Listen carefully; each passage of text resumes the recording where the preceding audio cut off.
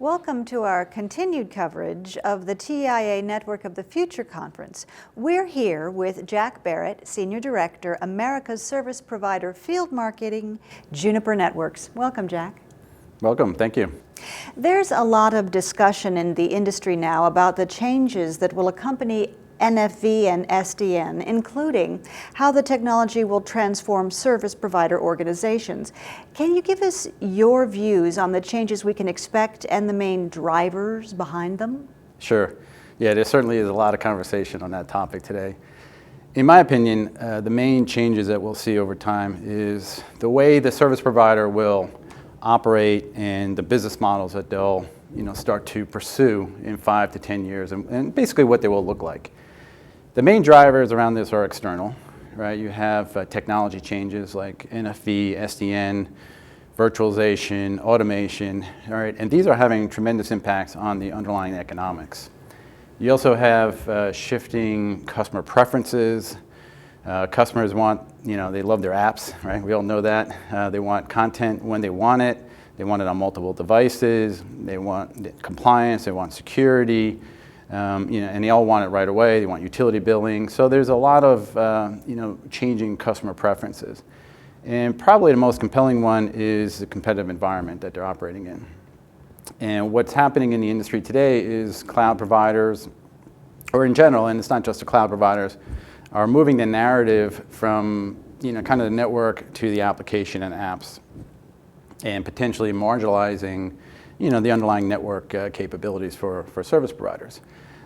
So that's going to really force a basically dramatic or dramatic change in the organizational structure, how they operate, and require carriers to pursue what I call kind of a holistic change in their organization. And what do you mean by holistic transformation? How is that different from the day-to-day change? Well, mainly it takes a longer-term view, and I think it has, because the day-to-day change is going to be so dramatic, that the change that they have to undergo will have to be more dramatic as a result.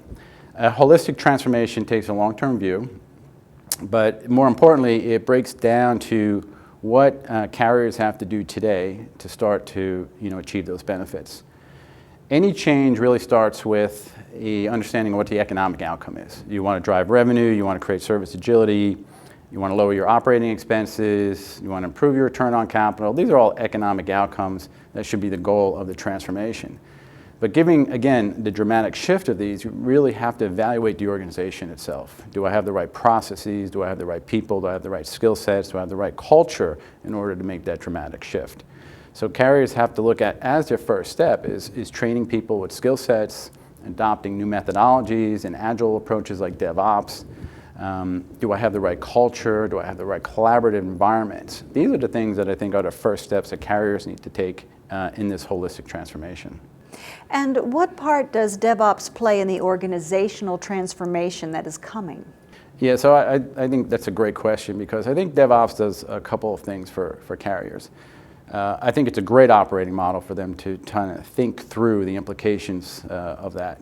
First of all, DevOps provides for them the agility, right? It provides for them a process and a methodology and a proven approach for them to be more agile, deliver services more quickly.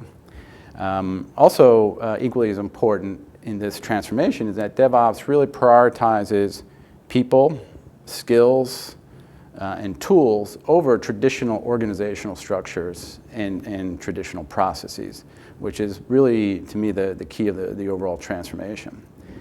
The last point I want to really make on DevOps is that, while DevOps came out of a development environment in the data center, carriers really need to take a more of a nuanced approach to DevOps, right? They have to deal with factors outside the data center, outside the server, in terms of real live assets, peering points, service nodes, so there are some real constraints, regulatory constraints.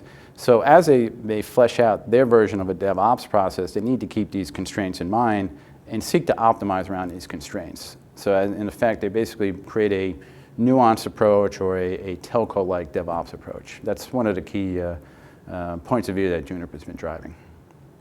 So, holistic transformation seems to be somewhat daunting in scope. What recommendations do you have on how service providers can successfully handle the changes that are coming? It's a huge task, right? So I don't want to underestimate the level of change here. But like any large transformation, any long journey, it always starts with a first step. Even my travel to Dallas, first thing I had to do was get to Newark Airport, right? So the first step on this process is to pick something small, right? Something that they can really grab their hands around and have a very specific milestone. Don't try to solve for 5 years out. Get a specific milestone, like, okay, I need to get to Newark Airport, right? So take a project that is within your scope, define the objectives, whether it's a revenue, type of project, is it an OpEx, and be very clear on that at first, right? Because I think people tend to do too many things in one project. And then most importantly, try to embrace in that small project the principles around DevOps. Put a collaborative team together, embrace partners, keep it open, document your results, and then when you achieve that milestone, think about what the next phase is on your journey. Thanks so much for joining us today. Yeah, you're welcome. It's my pleasure.